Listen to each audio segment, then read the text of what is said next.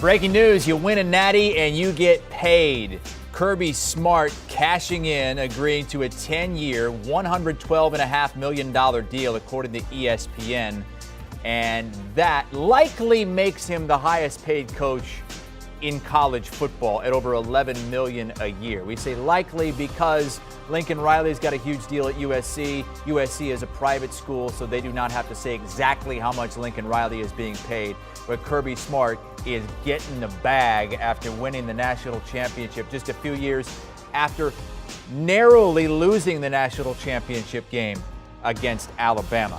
Kirby Smart and the Bulldogs were out there at SEC Media Days yesterday. That is where we find Josh Pate and Barrett Sallee. Guys, look, you got the NIL collectives.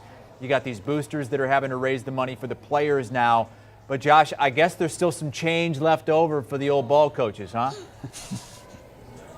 Yeah, man, this is eight-figure territory. This is like hassle territory, which is an industry term in the pay scale world. But this is what everybody always knew was coming.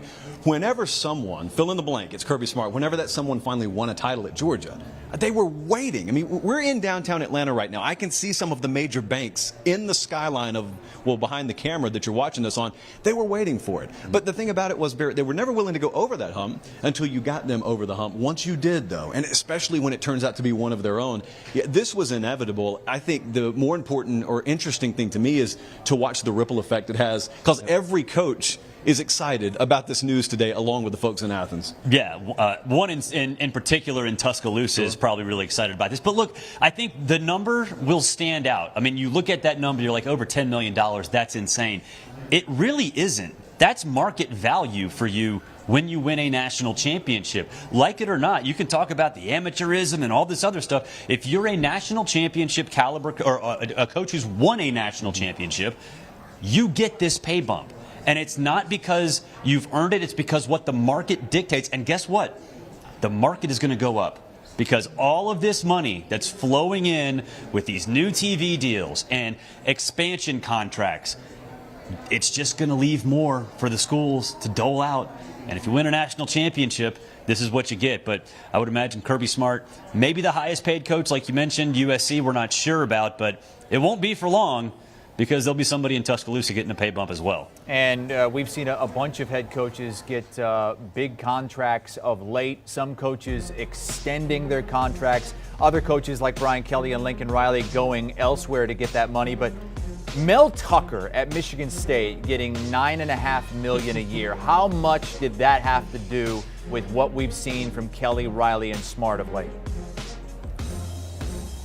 I think it's significant now, because that was a disruptor. Even when it happened, that was a disruptor. I remember reading Dennis Dodd writing about this when it happened, about how disruption in this sport carries over, obviously, into the salary structure. Mm-hmm. And when you've got a guy who is at what would be referred to nationally as a Tier 2 school in Michigan State, and he hasn't won a national championship, and he's really only a couple of years in, and all of a sudden he makes that dollar figure, everybody takes note of that. And so even if you didn't plan on bumping your guy, and more importantly, your guy's representation, you hear a knock on the door the next morning, and you peek through and you say, yeah, can I help you? And they say, see what happened in East Lansing yesterday?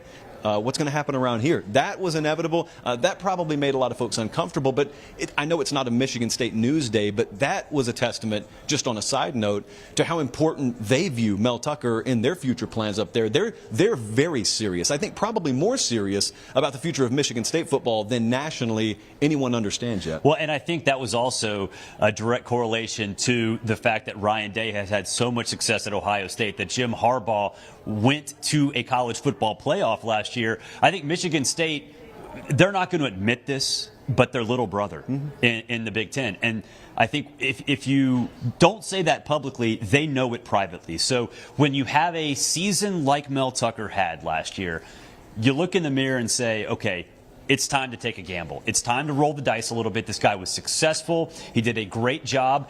Granted, he has not had that much experience as a head coach, but they're willing to overpay and dictate what the market evolves into, because they still want to be Ohio State and Michigan, they're not there yet. So I think you're right. It was a disruptive force. It was a disruptive event in the world of college football coaching salaries.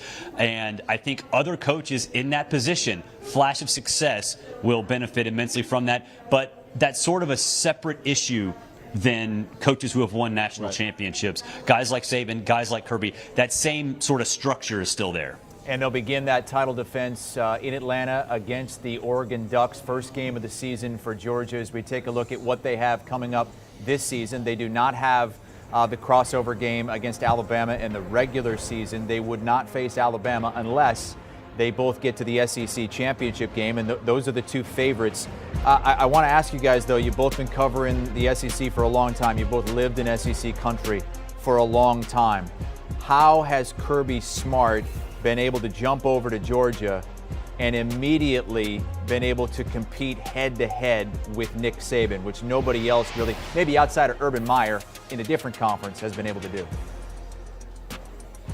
Well, Barrett, he did what Urban Meyer did. You know, he came in, we've used the word disruption a lot. All Kirby Smart did at Georgia was always capable of being done at Georgia.